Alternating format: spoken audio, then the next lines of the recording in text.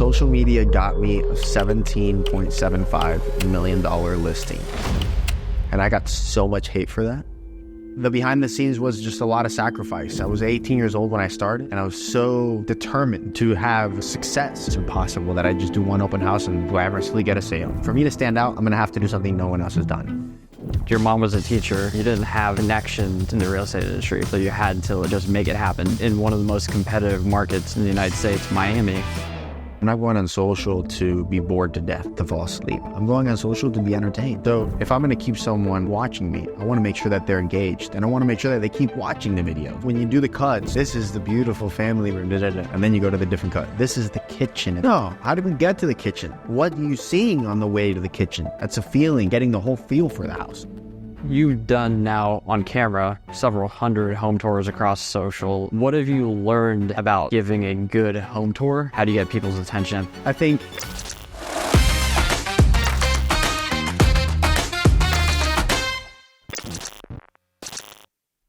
obviously everyone can look at you on social. You have over 75,000 across all channels, and you had a banner year in real estate when a lot of people are down in real estate. Everyone can see all of that, and everyone sees all of that success, but they haven't seen what built that. So what did it take for you to get to where you are today? I mean, I started in the business when I was 18 years old. I was an assistant for 3 years. The behind the scenes was just a lot of sacrifice. I was 18 years old when I started. I'm 27 now. And I was just so driven, and I was so determined to get closer to becoming the #1 real estate agent in Miami, or to have clients and success, or some form of success. And I sacrificed my weekends. All my friends were college, partying away, getting that experience. I stayed home, and I would ask agents in my office, hey, do you have any listings that I can do open houses at? Anything you need from me? What can I do to help? I was just doing open houses Saturdays and Sundays every single weekend for other brokers. And yes, I was a 21-year-old, and I wanted to be free and young and have fun and party. So I would go out on a Friday night, and then I remember I'd wake up at like 10:45 and go, all right, let's go to the open house. And my always thought was like, look, the open houses are not going to work if I just do it once. It's not going to happen. It's impossible that I just do one open house and glamorously get a sale. I know it's going to take time and consistency. So I was consistent, and I was consistent. And obviously COVID, no open houses were going on.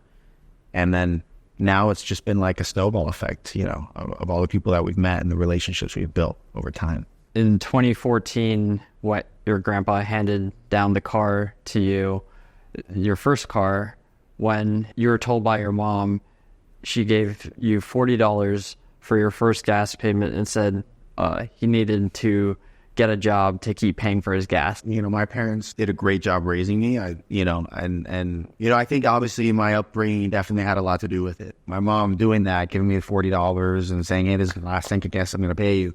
At that point, I had to be an adult. I have to pay for gas. I have to pay for if I got to change the brakes, the tires. So it gave me a sense of responsibility and showed me that I have to earn what I want in this life. No one's going to give me anything in this world. If I want something, if I need something, I have to go out and get it myself. So I do think that it stems from that. And obviously my parents are Cuban. I come from a Cuban background. So my grandparents, they came from Cuba, early on.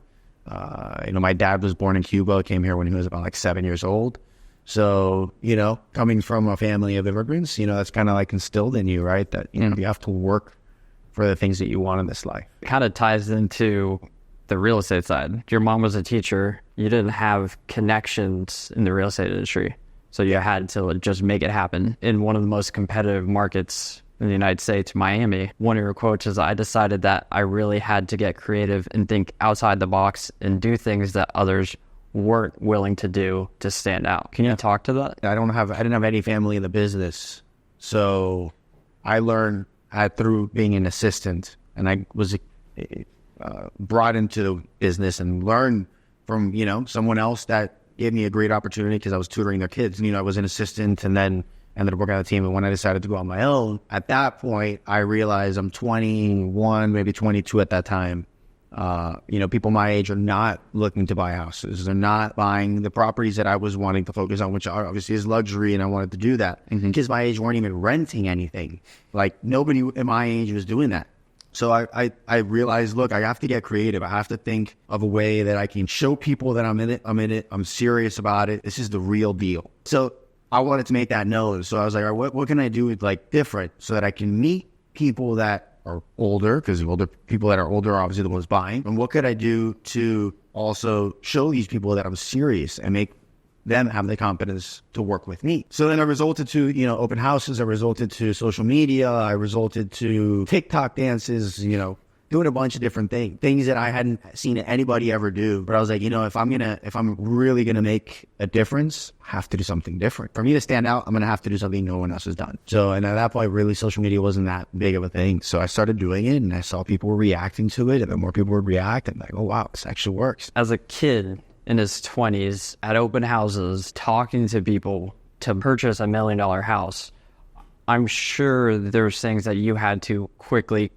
learn, speaking to almost like a younger version of yourself. Like, what are the things that you had to do to become the expert and be seen as that for someone who's way older, is going to be spending way more money? What I really did from the beginning was I wanted to understand the business. Like, I wasn't going to try to convince someone, fake it till I make it kind of thing. During the time that I was an assistant and during the time that I worked on the team, I wanted to learn. And I would offer free help to the agents around me because I wanted to understand the business. I understood this. I knew everything about that. That's going to give me confidence to be able to actually represent someone. Why would somebody use me to buy a house if I'm 21 years old and I have never sold a house and I have no experience? Like, I have to get that experience. I have to learn. If I wouldn't use myself to buy a place, then I'm not there yet, right? You have to kind of get to that point.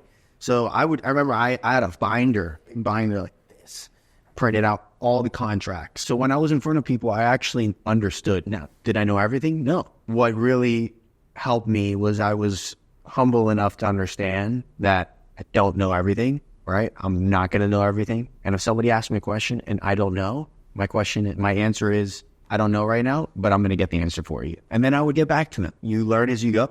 And I think people respected that I was honest and I wasn't trying to fake it. Don't act like you know something if you don't know it. If you don't know it, own up to it or figure it out and find it out. What comes so obvious to you within real estate? And then you look at everyone else and you're like, why don't they just understand this? I think honestly, it's just following up and just asking, what did you think of the house? Oh, what are you looking for? Just actually caring about the person that's in front of you. Like, the person in front of you is not just a number or a sale. Like, if that's the case, you're going to be miserable in this business for a long time. What do you think? How can I help? It's like the easiest thing to do in the world. Do you have any sales training? I think it's just in-person sales training. And I think that's one of the things about the open houses, right? I've met so many people face to face. I've learned cues. I've learned what people say, how people react and respond to things. Yeah, I think the open house has really helped understand people and understanding, the emotions and the psychology involved with it too. Sales is understanding the person that's in front of you. You can't make a sale without knowing motivation. You can't make a sale without understanding why someone wants to do something. A sale, I think, is somebody will want to purchase something with you when they feel comfortable enough. If you're buying something small at a gas station or something like that, nobody has to sell you on that, right? Now, if it's something bigger, like if I'm putting an alarm system in my house, but the guy that shows up kind of gives me a weird vibe, I might not go with that guy, right? But then someone comes, they're nice, they're kind, they're open, they're transparent, and they might get the sale just because they know how to communicate effectively with people, make them feel comfortable enough to make the sale. So one of the things that I learned when I got into new home sales, someone will say, I'm looking for a 4-bedroom. Most people will be like, great, how many bathrooms? And it's you just kind of skip that question, versus what was kind of taught was, why do you want 4 bedrooms? How do you plan on using those bedrooms? Getting them to talk about it. Is that kind of what you're talking about in a way? Exactly. Why do they want 4 bedrooms? Oh, you have kids. Oh, you want an office. Oh, okay, great. Maybe they say, oh yeah, I just have kids and an office and one would be a guest room. All right, so would a den be okay? What if it's a 3-bedroom plus a den? Now you're thinking, oh yeah. Oh, well, you know what? I might have an option for you. There's a 3 plus a den that I have a few blocks away. The den is a great size that could easily be a guest room. And what's nice is that, you know, your guest doesn't stay too long because they're not that comfortable. That's a joke, by the way. Yeah. So the reason I asked is because I think it makes it way easier on the follow-up when you know more underlying detail, because then it's more easier to go looking for things. It's you're thinking on behalf of them, because one of the biggest things is like people are like, how do I follow up? I don't want to be salesy. I think that kind of preludes the actual follow-up. I agree. I think it's about the questions and truly understanding. I just learned early on that if I'm not going to follow up with value, then I'm just being a pushy salesman. So talk to that, because everyone says the word value, and it can come off as like, great, but what is value? Yeah, I think value could be a home that maybe they said your criteria, and a home that literally just hit the market. Not a house that's been on the market for months that they've probably seen online. A house that just hit the market, boom, sending it to them right when it comes up. Hey, I thought of you. This is something I came up with. Thought you'd like it. You're not asking for anything. You're simply just giving them the information. They want to see it, they'll respond and tell you they want to see it. Like, all right, let's go. And turn into a sale. Showing recent sales in a community, you know, maybe showing pending sales in a community if it's like, you know, for a seller. There's definitely different ways to add value. Maybe events about the neighborhood they're in. I mean, there's so many ways to add value. So you said two things, which I think kind of ties into it all. Giving them the information and being proactive with that. Doing it despite having no response for months. I understand life gets busy. I get ignored by so many texts all the time. It is what it is. Yep. You know, you're busy, whatever. Maybe you just don't want to respond.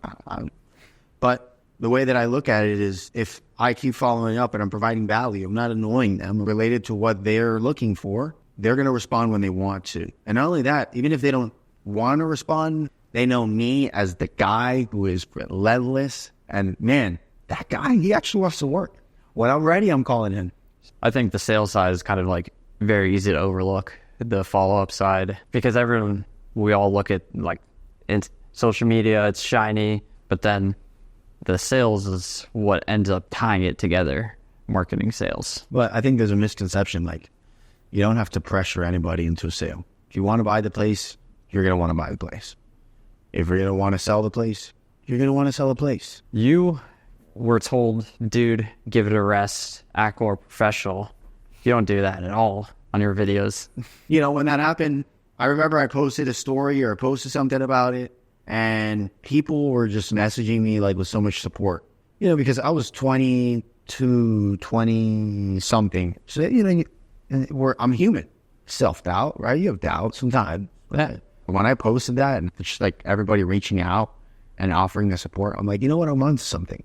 I'm not looking to cater to the people who want me to give it a rest. I'm out here looking for the people who support me and appreciate me for who I am. Because I've realized now the appointments that I go to, they know who I am. And they want to work with me for who I am. And the people who don't want to work with me, they won't reach out to me. Well, guess what?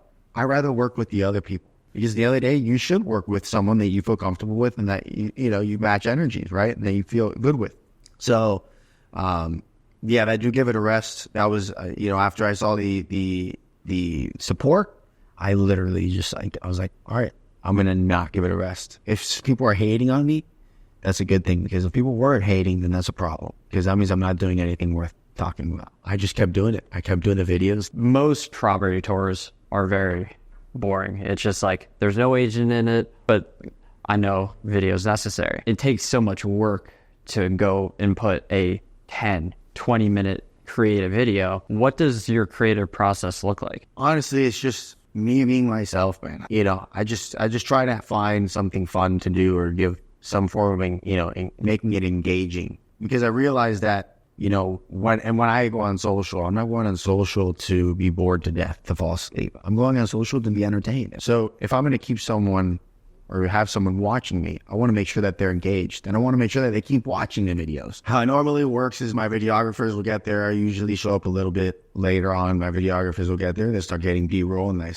I get to the house. I tour the property with the listing agent, looking at all the details with a different eye, kind of looking at everything, touching things, touching like the counter, seeing the just getting a feel for it. There's no like day before or like week before thinking through the idea. It's like you go there while they're there. I really don't know anything about the house going into the house. I'll probably know the basics. Is that how you started?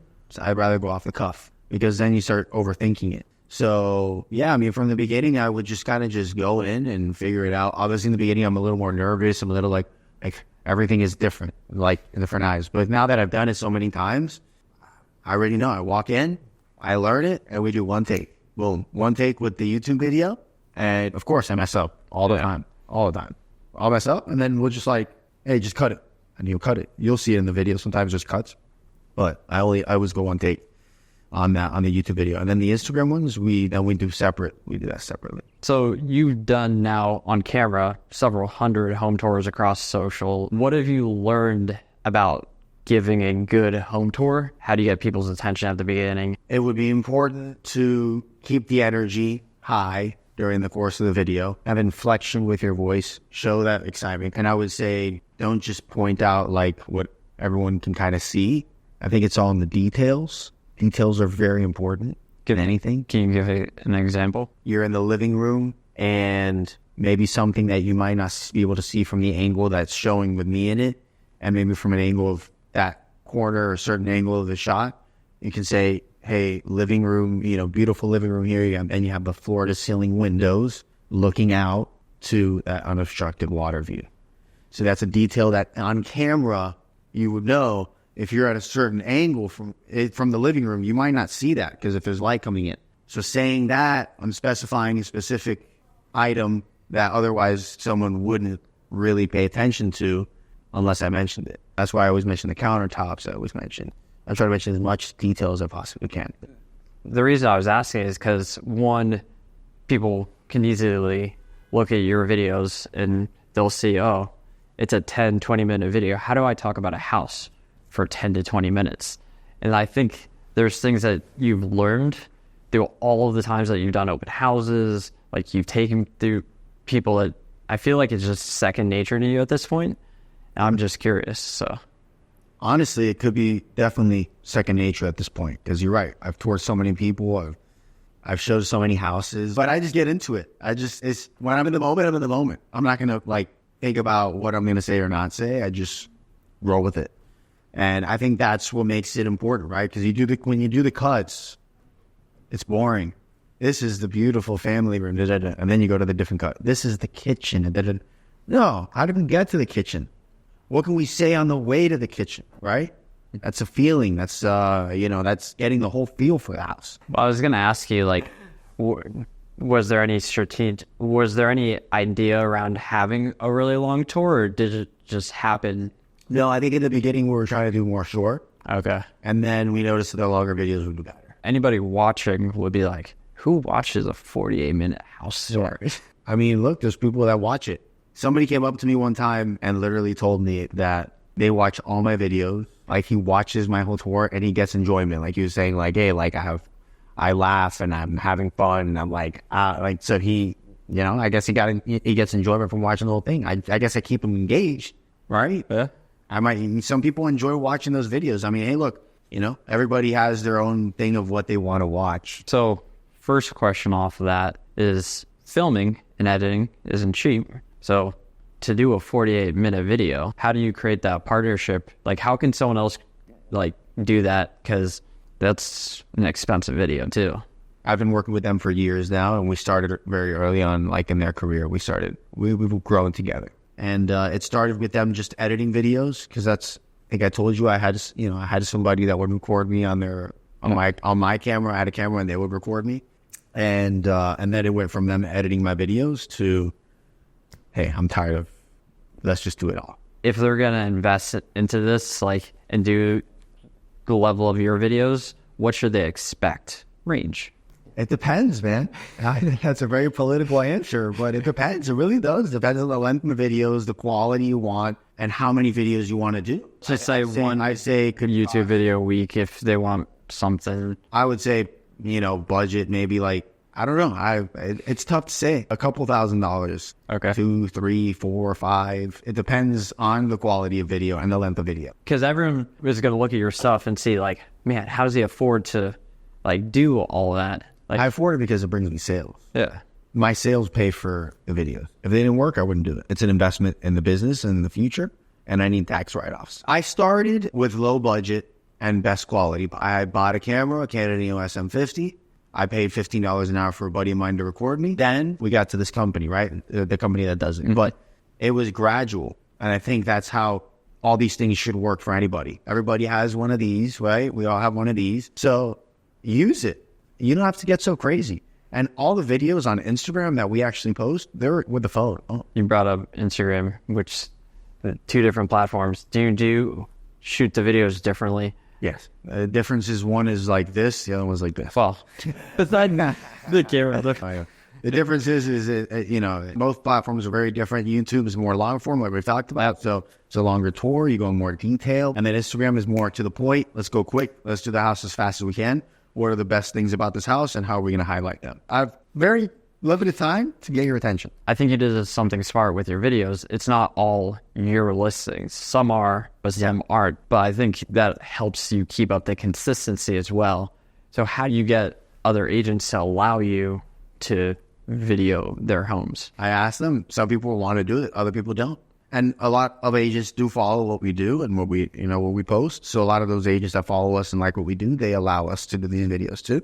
We actually produce. So I'm not just doing videos as, you know, a YouTube channel like that it's just to get views. Like my goal is to actually sell the house. I have a track record of actually selling houses. Like I actually sell, right? So I think that helps too. I'm not here to take your listing or say that it's my listing, right? That's not what I'm here for. I'm here to present the property and it's free marketing for you. You don't pay anything. And hopefully we get a buyer from it. If not, then it was free marketing. It is what it is. Why not do that? Got nothing to lose. Why property tours? Why not, like, there's so many other things of content you could have done, but you decided you want to be the property tour, luxury homes. You know, it's funny because like that's not all I ever wanted to like be known for, but it just happened that way. Yeah. I just thought that those were the videos that had the most success. So I just gave the audience what they wanted. I have videos of me talking. I have videos of me doing skits. I have like so many different things. But everybody always just wanted to see, like, and I guess the way I presented the properties. So I was like, you know what? I have to just give what the audience wants. One of the biggest reasons why I ask is everybody goes, does that even like get you listings? Does it even sell the house? Like, does it even tie into like actual business? Social media got me a $17.75 million listing. And I got so much hate for that in the brokerage community. It was awesome. I loved it. I'm like, wow, people hate me. And that means I'm doing something right. I got that listing because we were in COVID and the sellers had two properties in Gables Estates. One was under construction and one was their home. And in the midst of COVID, obviously nobody in the midst of it was doing anything. Nobody was buying anything. And everybody was at home quarantining. So the seller reached out to me and the seller said they wanted to get eyes on social media because that's what everybody was doing. Everybody was on TikTok. Everybody was at home on Netflix. Everybody at home was on Instagram. Everybody was just doing nothing at home. So how can we get this house in front of the people? So at that point, they had reached out to me. I told them I'm all for it. I'm going to give everything I can because at that point I had never gotten something so big. I was probably, don't quote me on this, but I was the first broker to start doing open houses when the pandemic happened. I don't have anything to provide evidence that that's the case, but nobody was doing open houses when I was doing the open house. But I had a 17,000 square foot mansion that had no furniture inside, no walls inside. So there was plenty of space to have 6 feet apart, which everyone was so worried about. And like the windows were open. I put my sign, I was doing open houses there all the time. I made a song about that house and it was a parody to Miami by Will Smith. And the owners loved it. It got in the whole neighborhood, everybody in the neighborhood was talking about it. I think it got like reposted by a few like maybe Only in Date or one of these channels like that. So that was when it really started like, hey, I can get creative and have some fun with this and people like it. It ties into what you said earlier of, I just want people talking about the house. Yeah. More people that talk about the house, better. They want to like talk about, hey, this guy made a song. You know about the house. When it comes to, you think of like the highest leverage of your time and that's going to have the most impact, doing a house tour attracts sellers. It helps get potential sellers, helps appease the current sellers, get potential sellers. You're looking for buyers. It's PR. Like it does all of these things all in one piece of content, video. I think it's underutilized and under-leveraged, but I think you over-leverage it. I think it's one of those things. It's one of the tools that we use to try to get ahead, because at the end of the day, I'm representing these properties and these clients. I try to present the property in its best light possible and get it the most eyes possible. You show $5, $10, $50 million homes. You have to have a dream home at this point lined up in your head. Yeah, but I think my dream home, even if I had all the money in the world, it wouldn't be like $50 million house. Yeah. I don't know. I like simple. I like just something like big lot, 5,000 square feet. Perfect. I want to get into like the team, because investing in yourself is spending a lot of money into your business. It doesn't always come second nature for salespeople, but you learn that you need to invest. With all of the stuff that you've learned, if you were going to tell someone, these are my best tips, what would you say? Scared money don't make money. If I make money on YouTube, I put it back into the business. If I make money on a mailer I sent out, put it right back into that mailer again. Because if it worked, do it again. We'll put more money into it. Then it'll just be a snowball effect. Especially I'm early on in my life. Everybody has different chapters of their life. I don't have kids. It's just me and my girlfriend. I don't live a crazy life because I want to spend on my business. Because I understand the best investment, better than stocks, better than anything. Biggest investment and the best investment is in myself and in the business. So if I'm going to spend money, it's going to be on me or on the business that's going to make me money. Instead of buying a $25,000 watch, or instead of buying a ridiculous, I don't know, whatever you want, I put it back into the business. At the end of the day, it only benefits my clients and it only benefits the business and being able to keep growing. And then all the fancy stuff can come later. You have to feed what's feeding you. You're very ambitious. You want to be the number one realtor in Miami, but obviously you get married later down the road or have kids, you can't spend 100% on the business. So how are you kind of thinking through that? Yeah. So everything that I've done leading up to now, everything that I do is all for a better future. I'm already thinking of my future kids. I want to set my family up. I want to make sure that I give all I can now and I grind it out now so that when I have kids, I could spend the time with them in those important moments. But I understand as a business owner, and the busier that we get, less time I will have to do that. But that means I'm just going to have to bring in more resources, because the reason why I bring in more resources is obviously to build a team and to build something special, but also so I can have a life. Before I'd go on trips and I wouldn't be able to even get away. People would call me and I didn't have an assistant at that time. I didn't have anybody working with me. It was the most stressful thing ever. As you go on, you realize you need team. Teamwork makes the dream work. It really does. So as we get busier, we get more resources, and those resources are to take things off my plate. So I focus on what I'm good at, and everybody else can focus on what they're good at. So who have you hired up into this point? Do you have ideas of what you want to hire for next? Yeah, so I have a full-time admin. I have 2 agents that work with me as well. I think right now we might need some more support on the admin side. And right now we have, someone to say 10, 12 listings, something like that. So maybe an agent is probably going to be coming in the near future at some point. I don't grow forcing things. Things happen when they're supposed to, I've learned. Was any of those investments ever scary to make? Yeah. Oh, yeah. When I was hiring my admin, it took me forever to put up the job posting. I was extremely scared, because I had never had somebody that I had to pay. When you work with me, I have now a responsibility to sell, to not only feed myself, but basically feed that person, right? And if I don't do what I'm supposed to do, now I've not only let myself down, I've let that person down. But it was a huge learning curve. It changed my perspective on business the day that she came in. And everything that I had read about and listened to audiobooks about finally made sense. I didn't have systems. I didn't have processes. I didn't have anything. All of it was here. Because then if it's all here, I'm the only one that can do something about it. But if it's out and there's systems in place, now you can have a business that operates without you having to be there. As you said, an undiagnosed kid with ADD, with rolls with the punches, how do you find time to just sit down and be like, okay, I'm going to build out this system today? That's very hard for me to do. I'm not even gonna lie. I struggle with that, like, big time.